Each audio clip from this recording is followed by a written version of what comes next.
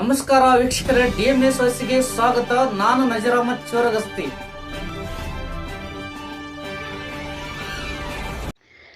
ತಮ್ದಡ್ಡಿ ಗ್ರಾಮದಲ್ಲಿ ಕಲಿಕಾ ಹಬ್ಬ ವಿಶೇಷ ಕಾರ್ಯಕ್ರಮ. ತಾಳಿಕೋಟೆ ತಾಲೂಕಿನ ತಮ್ದಡ್ಡಿ ಗ್ರಾಮದ ಸರ್ಕಾರಿ ಹಿರಿಯ ಪ್ರಾಥಮಿಕ ಶಾಲೆಯಲ್ಲಿ ಕೊಣ್ಣೂರ ಕ್ಲಸ್ಟರ್ ಮಟ್ಟದ ಕಲಿಕಾ ಹಬ್ಬ ವಿಶೇಷ ಕಾರ್ಯಕ್ರಮಕ್ಕೆ ಅದ್ದೂರಿಯ ಚಾಲನೆಯನ್ನ ನೀಡಲಾಯಿತು.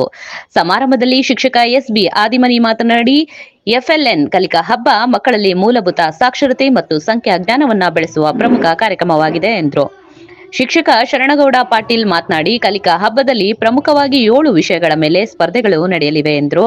ಸಮೂಹ ಸಂಪನ್ಮೂಲ ವ್ಯಕ್ತಿ SS ಯಾಳಾವರ್ ಅವರು ಕಲಿಕೆಯಲ್ಲಿ ಹಿಂದುಳಿದಿರುವ ಮಕ್ಕಳನ್ನ ಸಂತಸದಾಯಕ ಸ್ಪರ್ಧೆಗಳ ಮೂಲಕ ಮುಂದೆ ತರಲು ಶಿಕ್ಷಣ ಇಲಾಖೆ ಈ ವಿನೂತನ ಕಾರ್ಯಕ್ರಮ ಜಾರಿಗೆ ತಂದಿದೆ. ಶಿಕ್ಷಕರು ಇದರ ಯಶಸ್ವಿಗೆ ಹೆಚ್ಚಿನ ಆಸಕ್ತಿ ವಹಿಸಬೇಕು ಎಂದರು. ಶಿಕ್ಷಕರ ಶರಣಗೌಡ ಪಾಟೀಲ್ ಹಾಗೂ ನಿಂಗರಾಜ ನೀರಲಿಗಿ ಮಾತನಾಡಿದ್ರು. ಮುಖ್ಯ ಗುರುಗಳಾದ LS ಗಸ್ತಿ ಸಮಾರಂಭವನ್ನ ಉದ್ಘಾಟಿಸಿದ್ರು. ತಮ್ದಡ್ಡಿ HPS ಮುಖ್ಯ ಗುರುಗಳಾದ IM ಮಡಿವಾಳರ ಅಧ್ಯಕ್ಷತೆ ವಹಿಸಿದ್ರು. ಕಾರ್ಯಕ್ರಮದಲ್ಲಿ ಕರ್ನಾಟಕ ರಾಜ್ಯ ಪ್ರಾಥಮಿಕ ಶಾಲಾ ಶಿಕ್ಷಕರ ಸಂಘದ ತಾಳಿಕೋಟೆ ತಾಲೂಕು ಗೌರವ ಅಧ್ಯಕ್ಷರಾದಂತಹ SS ತೀರ್ಥ, ಟೀಚರ್ಸ್ ಸೊಸೈಟಿ ಉಪಾಧ್ಯಕ್ಷ PY ಚಲ್ವಾದಿ, ಮುಖ್ಯ ಗುರುಗಳಾದ Ashok K Nayak, Shrimati KA Hiregoudar, VC Kavadimatti, ಸಹ ಶಿಕ್ಷಕ SN ಪಾಟೀಲ್, ಸಹ ಶಿಕ್ಷಕಿ ಶ್ರೀಮತಿ KG ತುಂಬಗಿ, ಶಿಕ್ಷಕರಾದ SM ಬಂಟನೂರ್, AR ಸುಣದಳ್ಳಿ, RY Shivayogi, VC ಕವಡಮಟ್ಟಿ ಹಾಗೂ ಸಿದ್ದನಗೌಡ ಕಲ್ಕೇರಿ ಒಳಗೊಂಡು ಶಿಕ್ಷಕರು ಹಾಗೂ ಕೊಣ್ಣೂರು ಕ್ಲಸ್ಟರ್ ವ್ಯಾಪ್ತಿಯ ಶಾಲೆಗಳ ವಿದ್ಯಾರ್ಥಿಗಳು ಇದ್ರು. ವೇದಿಕೆಯ ಕಾರ್ಯಕ್ರಮದ ನಂತರ ಕಲಿಕಾ ಹಬ್ಬದ 7 ವಿಷಯಗಳ ಮೇಲೆ ವಿದ್ಯಾರ್ಥಿಗಳ ಸ್ಪರ್ಧೆಗಳು ಕೂಡ ನಡೆದವು. ವರದಿ ನಜೀರ್ ಚೋರಗಸ್ತಿ, DMS ನ್ಯೂಸ್, ತಾಳಿಕೋಟೆ, ನಿಮ್ಮದೇ ಧ್ವನಿ. ವ್ಯಕ್ತಿಗಳು SS ಯಾಳವಾರ್ ಸರ್ ಅವರು ಕೂಡ ಒಂದು ಹಂಚಿಕೆ ಮಾಡಲಿದ್ದಾರೆ.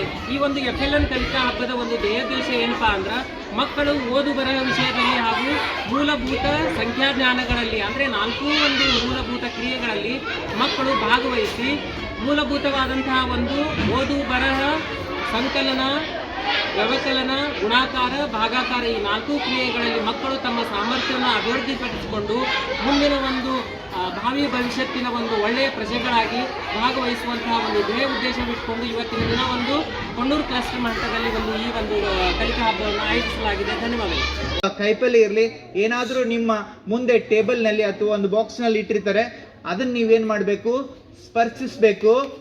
ರುಚಿ ನೋಡೋಂಗಿಲ್ಲ, ಸ್ಪರ್ಶ ಮಾಡ್ಬೋದು, ವಾಸನೆ ನೋಡ್ಬೋದು ಅಷ್ಟೇ, ಆದರೆ ಅದನ್ನು ಟೇಸ್ಟ್ ಮಾಡುವಂಗಿಲ್ಲ. ಇದು ನಿಯಮಗಳನ್ನು ನೀವು ಆ ನಿರ್ಣಾಯಕರು ಆ ಸಮಯದಲ್ಲಿ ಹೇಳ್ತಾರೆ.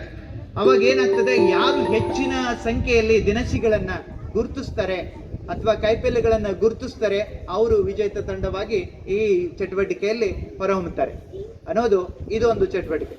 ಮುಂದಿನ ಒಂದು ಚಟುವಟಿಕೆ